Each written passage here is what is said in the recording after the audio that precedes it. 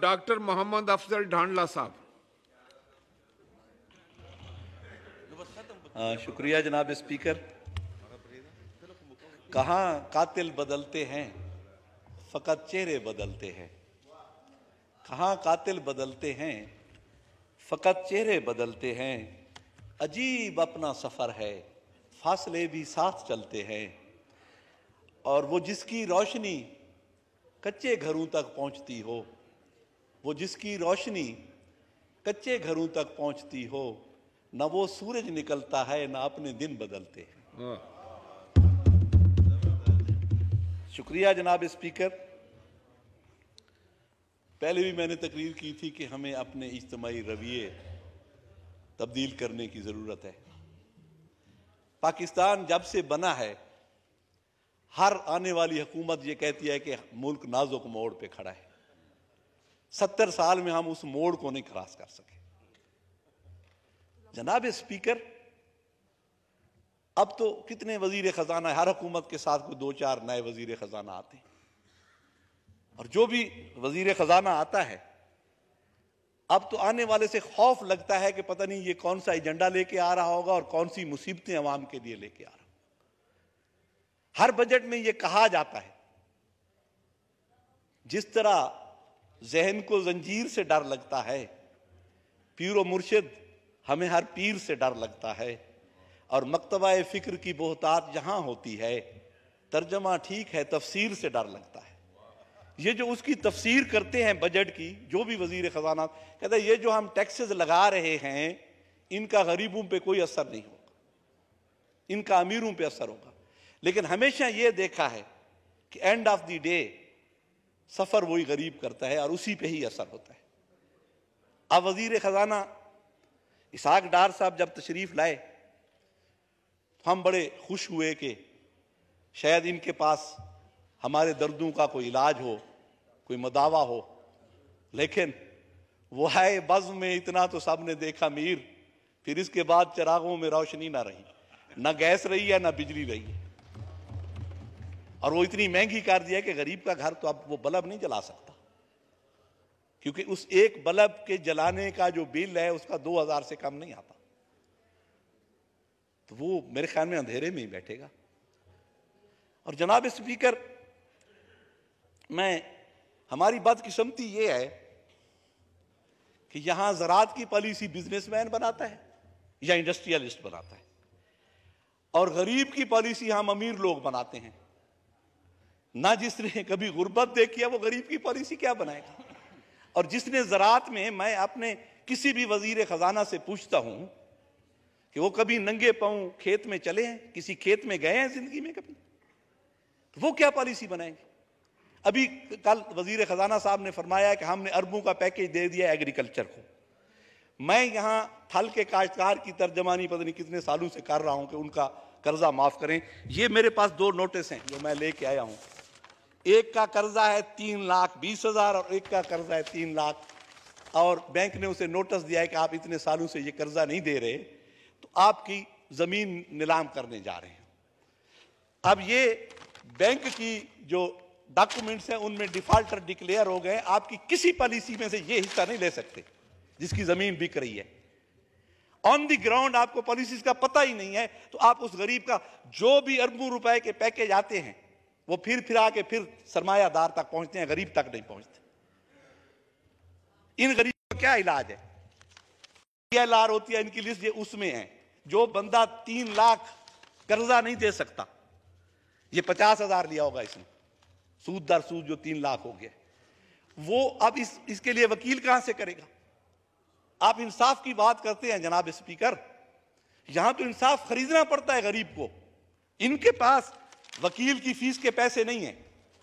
अगर 3 लाख होता तो ये अपना कर्जा उतारता, वकील की फीस ये कहां से लेगा।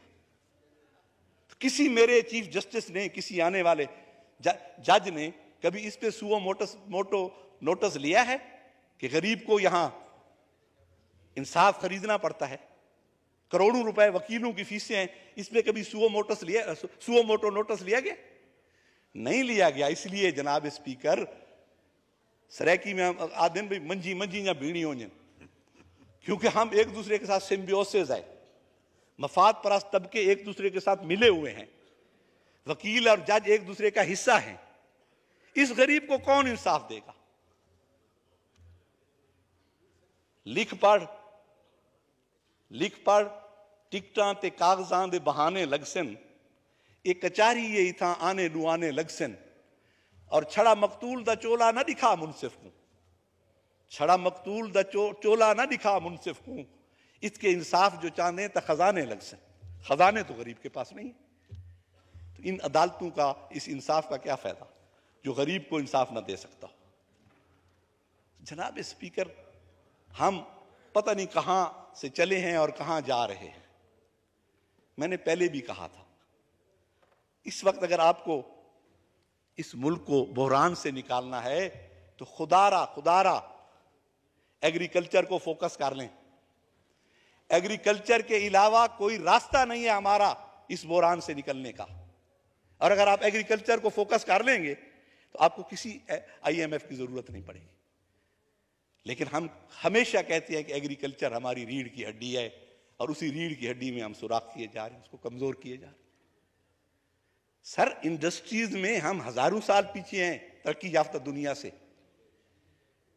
अब मैं जो मेरे पास 1 करोड़ रुपया आता है अगर, और मैं एक जापान की बनी हुई कार ले लेता हूं, तो पैसा तो वापस चला गया 1 करोड़ रुपया। मेरे मुल्क में तो वहां सिर्फ मजदूर ने तनख्वाह ली होगी, और तो कुछ नहीं है मेरे मुल्क का उसमें। तो फिर आके क्यों हम लग्जरी गाड़ियों की इंपोर्ट पे पाबंदी नहीं लगा सकते? बंद करें गाड़ियां इंपोर्ट करनी, ट्रांसपोर्ट लाएं, आप पब्लिक ट्रांसपोर्ट को स्ट्रांग करें। हम पब्लिक ट्रांसपोर्ट में सफर क्यों नहीं कर सकते? एक वजीर मुशीर, एक ब्यूरोक्रेट, एक जज के घर 10-10 गाड़ियां खड़ी हैं, उनका पेट्रोल भी गवर्नमेंट दे रही है। क्यों हम एक गाड़ी नहीं दे सकते? क्यों हमारे जो रूलिंग क्लास है, जो ब्यूरोक्रेसी है, वज़रा है, मुझे वो एक कनाल के घर में नहीं रह सकते? एक के घरों में रह रहे हैं सब लोग। 10-10, 100-100 मुलाजिम उनके घरों में खड़ा है। 100 बैग उठाने के लिए एक मुलाजिम है। मैं बाहर पढ़ता रहा हूं, मैं डर्माटोलॉजी में UK में, तो वहां प्रोफेसर का चपड़ासी नहीं था। प्रोफेसर खुद फाइल उठा के बाहर जाता था, मरीज को बुला के ले आता था और उसे चेक करता था। हमें अगर चाय देनी होती थी क्लास को तो वो खुद ट्रॉली खींच के लाता था, कहता था हेल्प योर सेल्फ। ये निजाम हम कब लाएंगे सर? यहां तो वही जो अंग्रेज आए थे, यहां हम उनके गुलाम थे, वही निजाम चल रहा है और हम गुलामी में जकड़े हुए हैं। यहां गरीब तो सर, गरीब का जीना तो बार हो गया सर।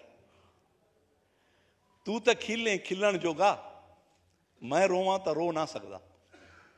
तू तो खिले खिलन जोगा, मैं रोवां तो रो ना सकदा। दुनिया रब दी तेरे हिस्से, मैदे हिस्से भूख दे किसे। वो तो भूख है उसके हिस्से में। तू तो मौत को खाक समझ दे, तू तो मौत को मार सटे ने। साकू ता एक लाजे कीते, लाजे लाजे मरना पौंदे।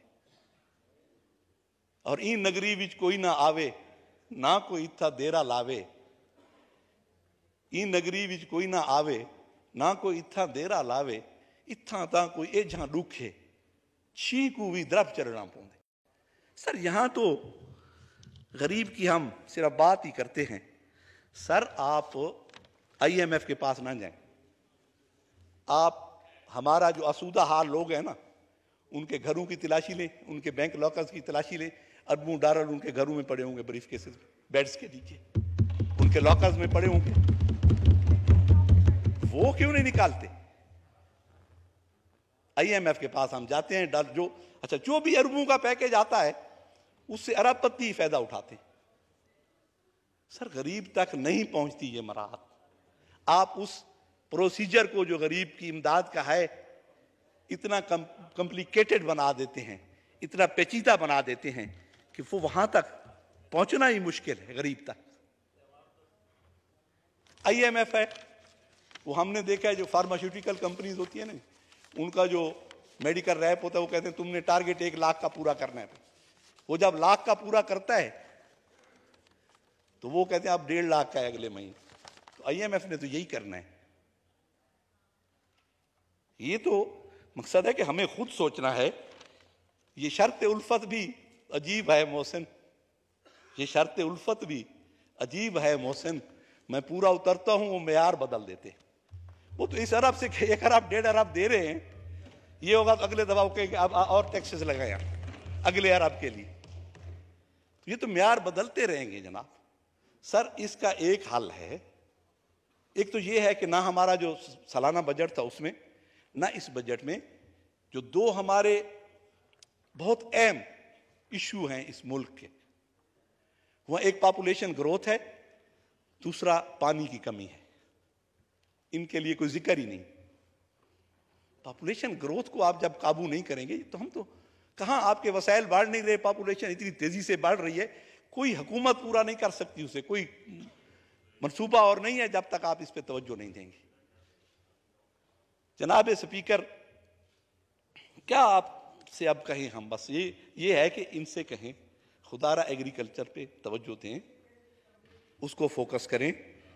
उससे आपको एग्रीकल्चर 4-5 अजनास हैं, गंदम पैदा कर लें, कपास पैदा कर लें, चावल कर लें, ऑयल प्रोड्यूसिंग सीड्स जो है वो पैदा कर लें और एग्री बेस्ड इंडस्ट्री में आ जाए। ये है राह हमारी तरक्की की। तो इससे हम 70% जो आपकी आबादी है वो तो एग्रीकल्चर से मुंसलिक है। तो आप उनके बारे में ना सोचते हैं, ना उनकी पॉलिसीज हैं, और पॉलिसीज बनाने वालों ने जिंदगी में कभी खेत में गए ही नहीं, एग्रीकल्चर देखा ही नहीं, वो पॉलिसीज बना रहे हैं। इसमें हम जरूरी है कि आप एक कौम, एक मंजिल और एक पॉलिसी, इस पे बैठ के सोचें, और रियासत के साथ वफादारी, और रियासत के मफाद की पॉलिसी जाती मफादात की नहीं। यहां तो जाती मफादात के लिए कवानीन भी बन जाते हैं, पॉलिसीज भी बन जाती हैं, लेकिन बस अल्लाह हमें किसी सीधी राह पे चला दे, ताकि अब भी हमें मैं तो कहता हूं डिफॉल्ट होने दें, इस मुल्क को डिफॉल्ट होने दें। गरीब उठ के हमारा सब कुछ छीनेंगे, हम भी गरीब बनेंगे। इस वक्त हम अल्लाहु अकबर, अल्लाहु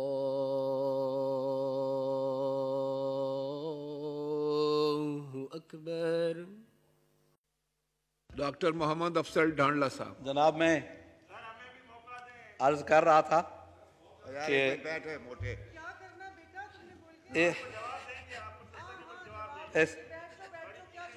इस निज़ाम ज़र नो को, क्रॉस टॉक प्लीज। जनाब स्पीकर, मेरी गुजारिश ये है कि इस निज़ाम ज़र को ज़मीन बोस होना चाहिए। वतन को कुछ नहीं खतरा, निज़ाम ज़र है खतरे में। वतन को कुछ नहीं खतरा, निज़ाम ज़र है खतरे में। हकीकत में जो राहज़न है वही राहबर है खतरे में, और अगर तशवीश लाहक है तो सुल्तानों को लाहक है। न तेरा घर है खतरे में, न मेरा घर है खतरे में। तो जनाब स्पीकर, हमने ये कुर्बानियां, ये वतन इसलिए हासिल किया था कि यहाँ लोग आसूदा हाल जिंदगी गुजारें, यहाँ कानून की हुक्मरानी हो, आइन की हुक्मरानी हो, जो कि हम नहीं कर सके। आखिर में इन शेरों के साथ मैं इजाज़त लूँगा कि ये दाग दाग उजाला, ये शब गुजीदा सहर, ये दाग दाग उजाला, ये शब गुजीदा सहर, हमें इंतज़ार था जिसका, ये वो सहर तो नहीं, ये वो सहर तो नहीं जिसकी आरज़ू लेकर चले थे यार कि मिल जाएगी कहीं ना कहीं। फलक के दश्त में तारों की आखिरी मंजिल, लेकिन वो मंजिल न मिली। जिगर की आग, नजर की उमंग, दिल की जलन, किसी पे चारा है हिजरां का कुछ असर ही नहीं। कहां से आई निगारे सबा, किधर को गई, अभी चिरागे सरे राह को कुछ खबर ही नहीं। अभी गिरानी शब में कमी नहीं आई, अभी गिरानी शब में कमी नहीं आई। निजात दीदा ओ दिल की घड़ी नहीं आई, चले चलो के मंजिल अभी नहीं आई। बहुत बहुत शुक्रिया। शुक्रिया ढांडला साहब।